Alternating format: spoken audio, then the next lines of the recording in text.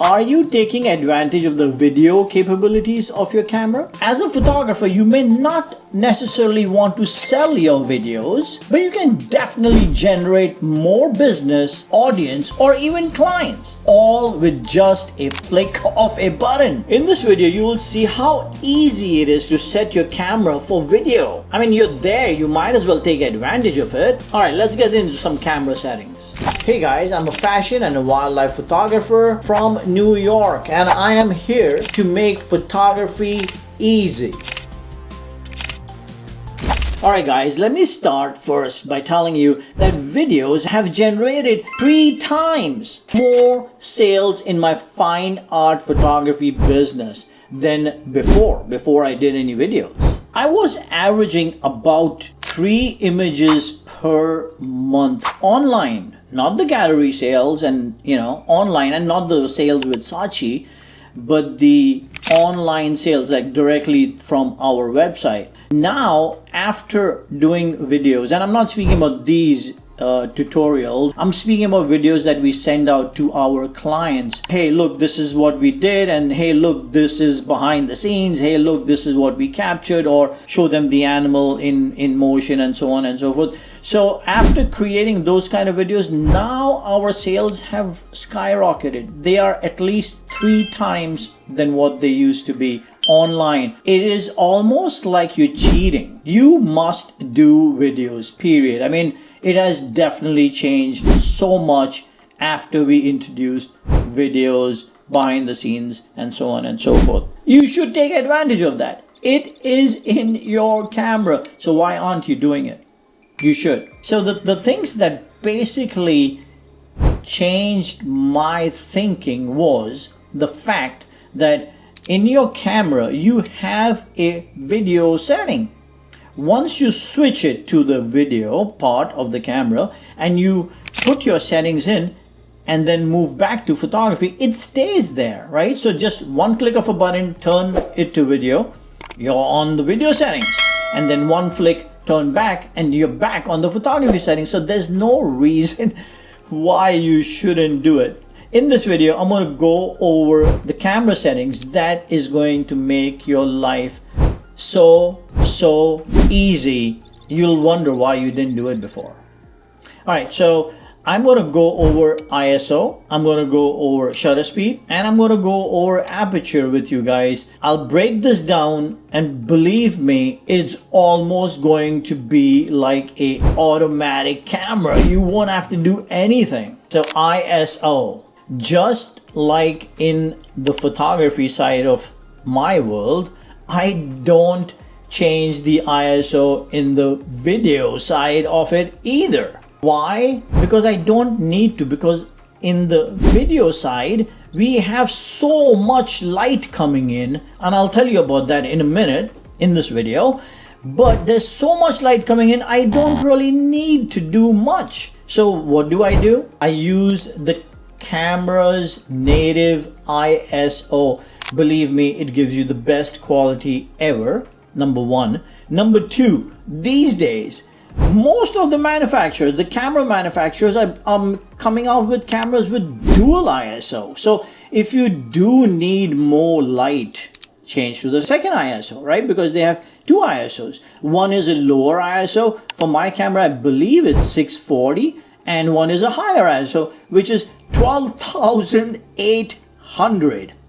How could you ask for more light? So as far as ISO settings are concerned, there's just one simple thing: turn it to 640 or turn it to 12,800 or whatever your native ISO setting is in your camera. I'm sure Canon has different, Sony has different, Nikon has different. But ISO is not to be played around, not in the video world, actually not even in the photography. So that's my settings for ISO. I know I didn't need to make a video for this, but I have to tell you, ISO, simple.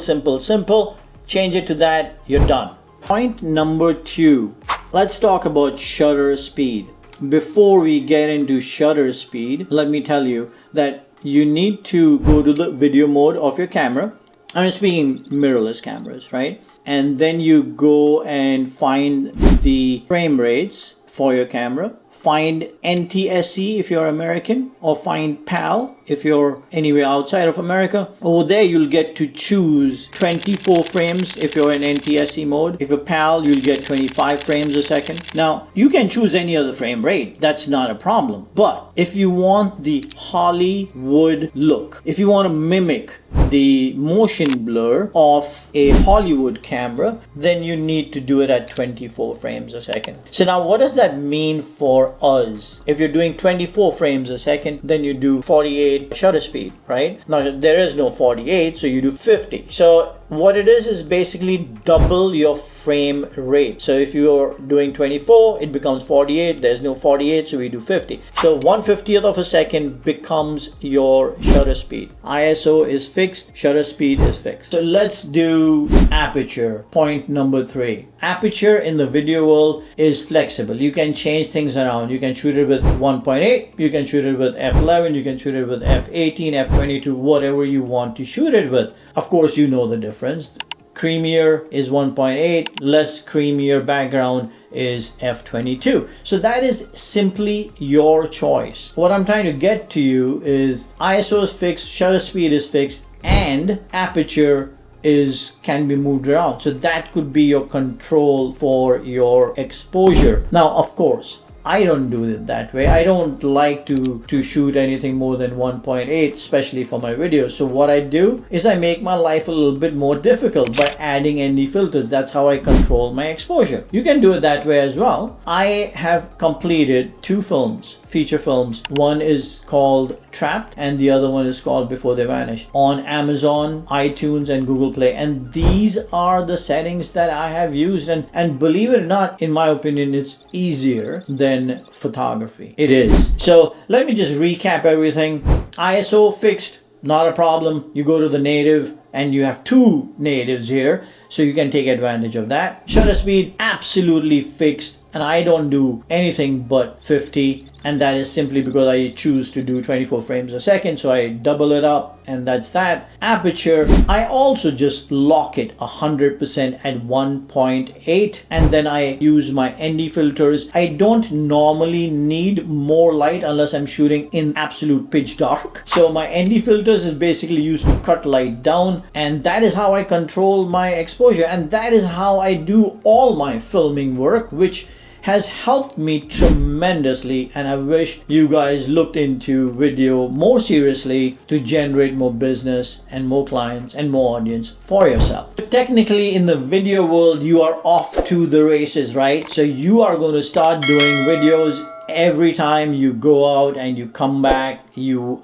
will have your images, and you are going to have videos which you'll send to your clients and say, hey, look, do you want me to send you the photograph I captured while I was doing this, and send them the videos? It becomes like a tease, and now they're curious. They want to know what you've captured. So take advantage of videos for your fine art photography business. And yeah, and one more thing I need you guys to know.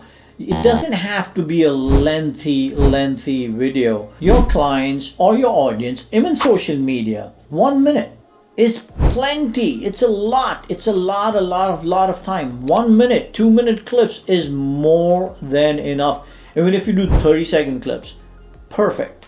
But take advantage of these videos. All right, and go watch this video that's coming up next. It's on shutter speed for photography, and if you want to watch more on aperture for photography, the link is in the bottom. And I hope this video has helped, and I hope you guys think about it seriously about the video capabilities of your camera. I am going to see you guys soon in the next video. Thank you.